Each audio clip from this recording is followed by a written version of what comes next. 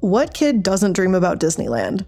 I mean, even if you were never a Disney kid growing up, it's hard to deny the cultural impact Disneyland has made on society. Maybe you never dreamt about Disneyland per se, but the idea of Disneyland more than likely still affected you. I mean, how could it not? It's this magical place with incredible rides and epic fireworks shows behind towering fantasy castles, where a kid could actually meet and interact with their favorite cartoon and movie characters. But this idea, the promise of returning people to a state of childlike wonder, is not unique to Disneyland. It's at the core of all amusement parks, and it's embedded in our cultural consciousness. When you really think about it, amusement parks have quite literally become the quintessential childhood fantasy. Some of the more renowned parks can themselves be a once-in-a-lifetime bucket list excursion.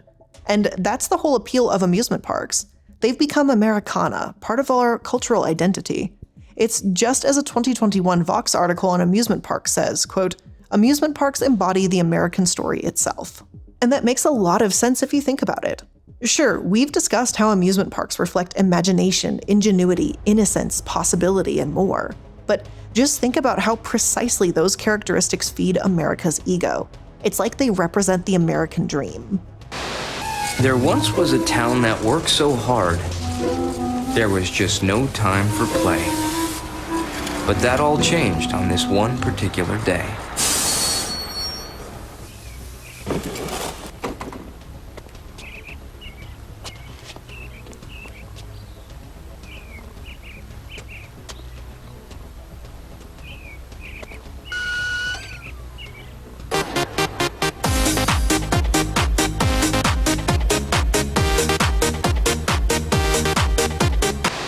As Margaret King, director of the Center for Cultural Studies and Analysis, suggests, theme parks play off nostalgia, sure, but it's an anachronistic nostalgia. And that's just a way of saying that they portray idealized versions of things, not accurate versions of things. These parks represent places that never really existed. But just like every fantasy has a dark side, so too does the amusement park industry. A man is dead after falling from the sky ride at Lagoon Amusement Park in Farmington, Utah. We begin with that breaking story, a deadly fall from one of the tallest roller coasters in the world. A 51-year-old mother fell to her death Friday while riding the coaster with her family at Six Flags Over Texas. The truth is, the whole industry has had a truly problematic and dangerous past, rife with racism, sexism, and neglect of safety. That cuts deep, considering amusement parks are so special to us, culturally and personally. But what hurts even more than that, for a little more than a century, amusement parks have caused thousands of severe injuries and hundreds of deaths.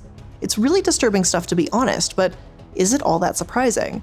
I mean, in a way, amusement park, warts and all, truly do seem to embody the problematic American story itself. By now you might be thinking, okay, sure, amusement parks in their early years may have been problematic and even deadly, but that was like 100 years ago. They're so much safer and more PC now. You'll more than likely get hit by lightning than injured at an amusement park. And I'm sorry, not sorry to ruin your childhood with the revelation that no, actually, amusement parks have not completely turned the other cheek. Nor are they as safe as you might expect in the 21st century, especially considering some tragic and downright gruesome recent events, like this one just over a year ago. Tonight, we're learning more about the tragic amusement park death of a 14-year-old boy in Orlando.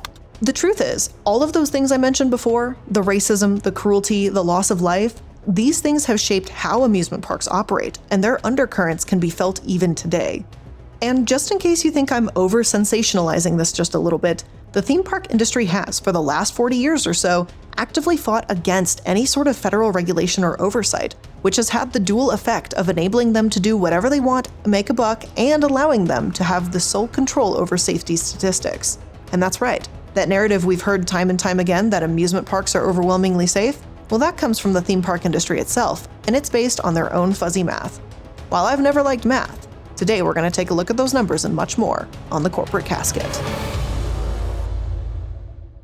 And if you want to check out bonus episodes, episodes without ads, extended episodes, I don't know, live chats, and so much more, including, of course, episodes that are going to be too spicy for YouTube and Spotify, make sure to check out patreon.com/iilluminaughtii. It's the one-stop shop to get all the extra content that you need. Links will be provided in the description, but patreon.com/iilluminaughtii.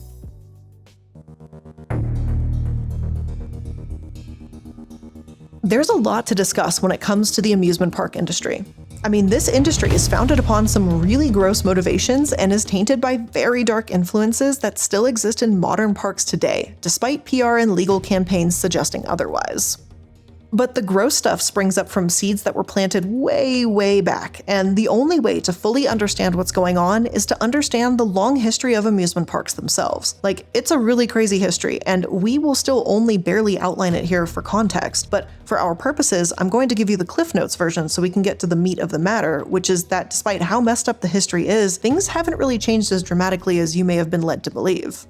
Also, I should mention that we'll be using the terms amusement park and theme park interchangeably to describe permanent amusement parks that always stay in one location, as opposed to those traveling carnivals and fairs and whatnot. So with that clarification out of the way, let's get into it. And we're going to start with talking about Epcot, the experimental utopian planned community turned theme park run by the Walt Disney Company. It evokes pure futurism. Its iconic giant globe structure, Spaceship Earth, has become the quintessential Florida landmark and an emblem of human potential. All of that instills a sense of potential and possibility, which are aspirational concepts with forward momentum. But the truth is, the concept of amusement parks is actually almost ancient. You see, modern amusement parks have evolved from their medieval European ancestors, which are theme festivals, which date as far back as the 1300s. These festivals often occurred during religious holidays, no surprise there considering these things go back into time as far as like the Crusades, or important harvests as well. Because they were often religious in nature, these festivals were open to many walks of life regardless of social class. Despite the religious undertones, however, these festivals had all of the trappings of modern amusement parks. People would gather in large, designated areas to circulate and enjoy exotic food and wares from different cultures. There were games and silly competitions to take part in, like throwing javelins through rings and shooting arrows or throwing darts at targets. These festivals had even rides. A particular favorite was one that could be described as the precursor to the carousel, in which people would sit in baskets that were then spun around a pole. After centuries of medieval-style fun and relaxation, these festivals evolved into parks called pleasure gardens. The gardens started to sprout up in major European cities in the 18th century, offering an escape for the newly emerging middle class with their fancy grounds, live music, fireworks, and mesmerizing performers. Remember that back then, people didn't have entertainment on demand and at their fingertips. Getting entertained was a radical thing, previously reserved for royalty, so just imagine the excitement and controversy these parks would have stirred up. Now fast forward to the 1800s and the pleasure garden craze crossed the ocean to America. And this was a game changer, as it introduced the concept of thrill-seeking, because before this time, life was pretty damn tough. Nobody had time for such luxuries, let alone the energy to push their limits when simply surviving was a challenge in of itself. And to some degree, I know a lot of us in the current day probably feel the same. But around this time, America caught the thrill-seeking bug, and oh boy did it take off. Cue the rise of iconic destinations like Coney Island, and legendary expositions like the 1893 Chicago World's Columbian Exposition. These new parks were unlike anything the world had seen before, and were all about jaw-dropping attractions, mind-blowing spectacles, and pushing social boundaries. There was a constant whirlwind of novelty and excitement. Everything now was about shock and awe, and parks had to keep up with the demand for ever-increasing thrills. As such, they had to constantly reinvent themselves, swapping out attractions to keep visitors on their toes and finding ways to constantly up the ante. And this changed amusement parks forever, and it's here where things start to take a darker turn. And I'm telling you, when I say darker, it is absolutely worse than whatever could possibly be in your mind. So remember that Vox article that I quoted earlier at the beginning of the episode that basically said the story of amusement parks is the story of America? Well, if that's the case, then America is a country founded on racism, sexism, cruelty, and senseless death, which, if any of that's a surprise to you, then what are you even doing in this corner of the internet? Now, before we dive into all the truly repugnant stuff, let me put a trigger warning right here that if you're not in the headspace to hear about this, as it goes a bit more graphic, feel free to leave today's episode now. For those of you staying, let's continue.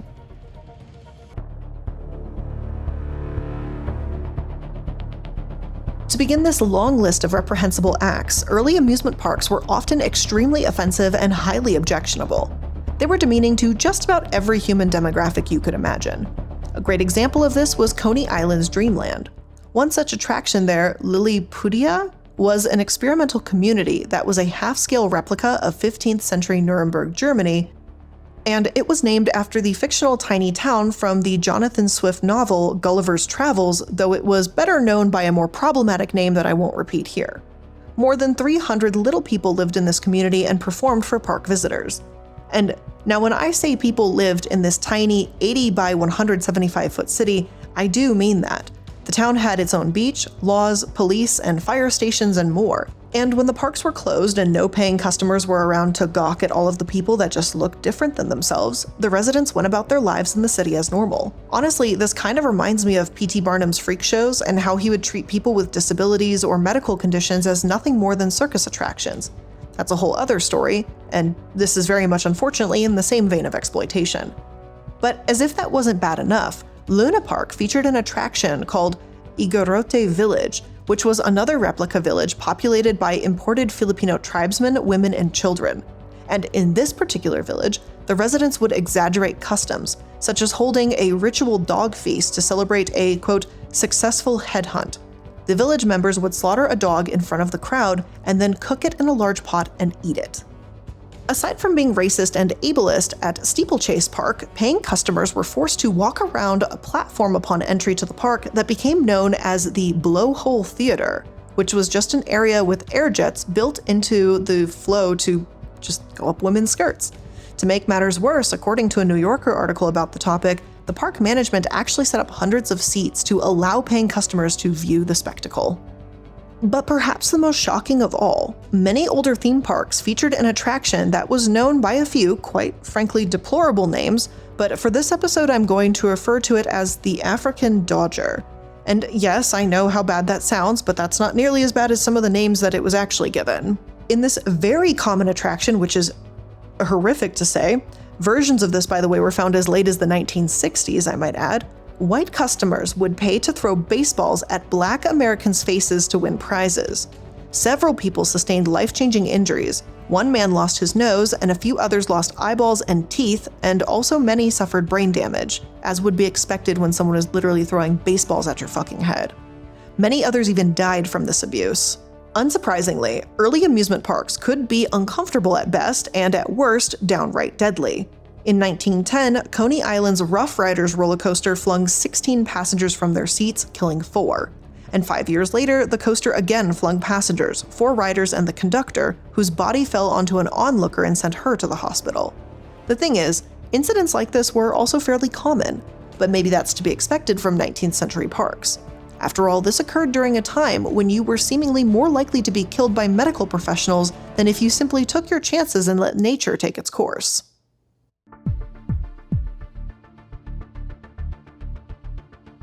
So by now you might be thinking, okay, of course amusement parks had all sorts of issues 100 years ago. The culture was different back then. Technology was different back then. And most importantly, safety protocols and standards were different back then. And believe me, I've heard that point of view many a time. I don't think it's justified in the case of treating people like subhumans because of their race. I don't care what decade you're from. It wasn't okay then, and it isn't okay now. However, when it comes to safety, it's more than just reasonable to argue things are different. It's a fact.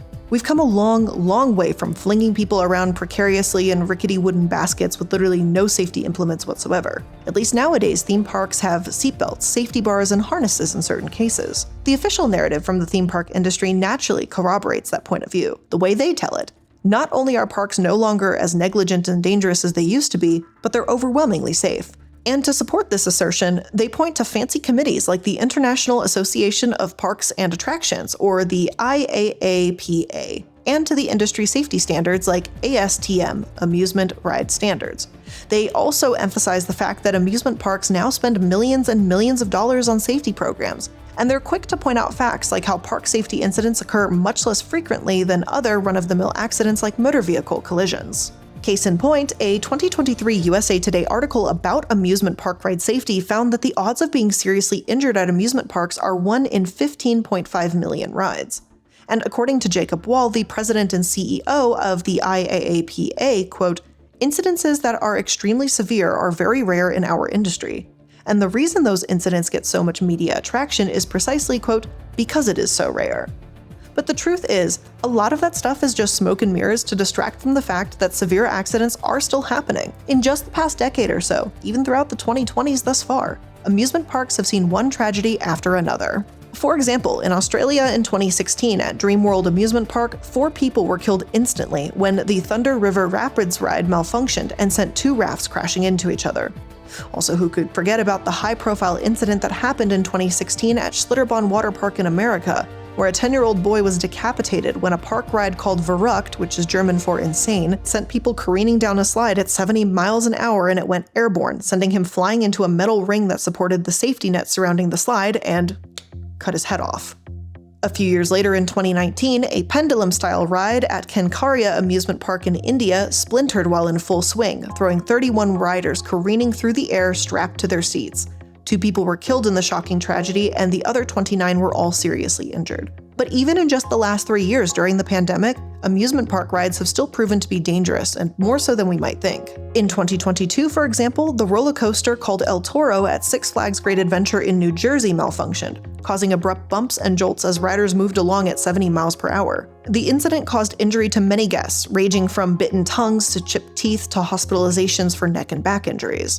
Those were a few specific high-profile incidents, but the general numbers are also disturbing. In 2021, the same year as the 1 in 15 million statistic I cited earlier, there were 130 serious injuries, including fatalities. Now, while that figure pales in comparison to the 658 people who died in boating accidents or the 42,915 people who died in car accidents that same year, keep in mind that those 130 theme park injuries happened in situations where people have little to no control over what happens on the rides. Other statistics about motor vehicle accidents and whatnot, those occur in situations where people are willingly taking risks and have to jump through hoops in the form of months of training, licensing, adhering to traffic laws, etc., just to participate in the activity. So I just don't think that's truly a fair comparison. Also, 130 serious injuries per year, including fatalities, I think that's still just a hair too many. Keep in mind that those figures are from 2021, while we were in the midst of a mandated pandemic shutdown and restriction. In non-pandemic years, the numbers are worse. In 2019, for example, there were 1,294 theme park-related ride injuries, 6% of which required hospitalization or resulted in death. The theme park industry might say chances are 1 in 15 million that you'll be injured, but seeing those numbers, I don't feel super assured. In all of the high-profile cases I mentioned before, and many others that I didn't mention, investigations have shown that parks neglected to properly inspect rides or outright knew that rides had issues or problems. But the parks ignored them anyway, all because they were more focused on the arms race, in which parks were aggressively seeking to top each other by offering more thrilling and dangerous rides. So much for those safety standards, right?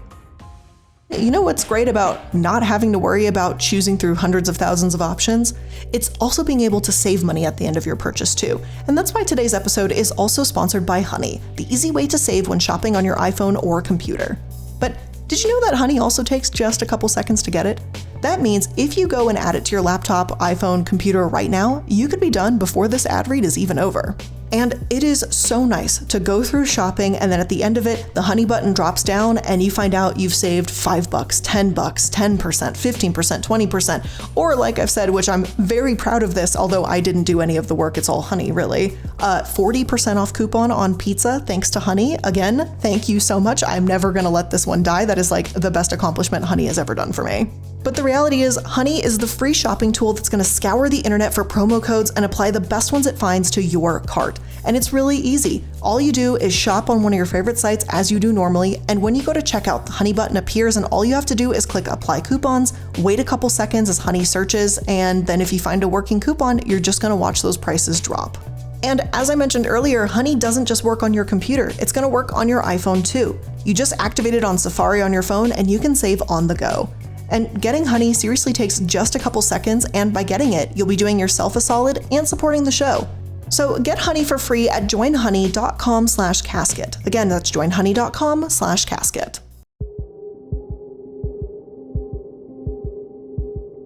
Let's take a moment to chat about those regulatory bodies. I'll put it bluntly, they've basically got no power and they do little to nothing. Take the aforementioned ASTM, Amusement Park Safety Standards, for example. They were developed by a committee of amusement park experts and stakeholders in 1978 to, quote, assure the safety of amusement rides. But guess what? The standards are completely voluntary. Nobody's enforcing anything, there are no punishments for not adopting the standards, and even if a theme park were to formally adopt the standards, there's nothing to hold them accountable for actually applying them. So the big question here is, how do these standards assure safety? I don't really think they do much. But let's also talk about the other one. The IAAPA is similarly superficial, and essentially it's just an intimidating sounding PR organization for the amusement park industry. That's right. Their mission is to, quote, inspire, grow, and protect the global attractions industry through member connections. That's it. That's what they do. All they do is basically organize and host conventions so that industry insiders can band together to find ways to promote the industry and fill their pocketbooks. And they utilize their connections to protect the industry's public perception. Now, let's take a moment and consider what this actually means. Organizations like these will do and say whatever they need in order to promote and protect their industry, which in of itself is not a wholly terrible thing. I mean, making sure your customers feel safe with your product can be a great incentive for actually making your product safe. Also, just because these organizations lack any sort of governing authority doesn't mean that their standards don't make an impact. After all, ASTM standards have been used as the basis for actual safety legislation on the state and municipal levels, and I think that's a great thing. Despite that, though, it's mostly a ruse designed to distract the public while the theme park industry tries to preserve its interests. So, what about actual governance, regulation, or legislation? Well, it turns out that in America, amusement parks are not federally regulated. Oh, and not only that, they're not regulated simply because of a jurisdictional dispute oversight. You see, from 1972 to 1981, amusement parks were actually federally regulated by the Consumer Product Safety Commission, also known as the CPSC. But in 1981, to settle a jurisdiction dispute over conflicting circuit court rulings, Congress changed the purview of the CPSP to oversee only mobile amusement parks like traveling carnivals, not fixed amusement parks that are settled permanently in one place, like Disneyland or Six Flags. So what, you might be thinking? Why hasn't new federal regulation been proposed? It seems a bit overdue at this point, right? Well, the truth is that the industry has aggressively lobbied against federal oversight for decades, and I know that's absolutely shocking. So let me go ahead and rephrase that. Our dear friends at the IAAPA, the very same organization that insists injuries from amusement park rides are exceptionally rare, have aggressively lobbied against federal oversight for decades. In 2016, for example, an IAAPA spokesperson claimed that federal oversight of the amusement park industry would cost taxpayers millions, and that strong local and state regulation would be far more effective. Now, that's not to say that individual states can't regulate amusement parks, but as you might expect, this means that park regulations, expectations, and inspections are wildly inconsistent from state to state. In an interview with the Insurance Journal, amusement park safety consultant Ken Martin says, quote, "There are 50 states in the United States of America, and no two inspect rides the same way. That's wrong. We're not close to being in the same book state to state. We're not even on the same page of the hymnal. We certainly aren't singing in key." As things currently are, 7 states have no laws governing amusement park safety. Many have very light regulations, and New Jersey has by far the strictest. So, state and local regulations don't seem to be that effective, despite the IAAPA's insistence that, quote, "strong local and state regulation is the most effective government oversight for the industry." And you know what? I don't know about you, but I'm starting to notice a trend here with the IAAPA. Why is it that their main talking points focus on decentralization? Think about it. The organization repeatedly claims that amusement parks are overwhelmingly safe, but they lobby aggressively against consolidated federal oversight that could potentially gather consistent data about amusement park injuries. As it is now, it's a hodgepodge of information, and most of the statistics come from, drumroll please, the IAAPA itself. The same goes for state regulation of amusement parks, by the way. It's hard to gather accurate data when there's no large-scale consolidated systemic effort. All good sense suggests that federal oversight would be like the bare minimum to help us paint a more accurate picture of the problem. According to Dr. Gary Smith, director of the Center for Injury Research and Policy, who conducts his own independent research on the matter, more than 4,000 children per year are injured at amusement parks. But he does acknowledge that his data gathering strategies are limited, and therefore says that better numbers are needed to get a sense of the true scope of the problem. He says, quote, "This is a public health problem, and we need to treat it like a public health problem. That starts with a national approach to collecting data." So if that's the case, why does the IAAPA fight tooth and nail against national legislation? The answer, as per usual, is simple and disappointing. It's so they can control the narrative. Remember that these parks make a killing, even while they're killing customers who are just seeking to escape or recapture a bit of their childhood. There's no excuse for this, especially considering recent reports that theme parks are charging thousands of dollars for a single day of magic. Even in this day and age, amusement parks are essentially nothing more than culturally embedded scams that will stop at nothing to take your wallet, and in some cases, quite literally, your firstborn. But with all of that being said, that's where we're going to end today's episode of The Corporate Casket. Hope you learned something new here today, and if you did, make sure that you're liking, following, and subscribing to stay up to date with all the latest episodes. As always, I really appreciate you spending a couple minutes of your time here with me, and I'll see you in the next one. Bye!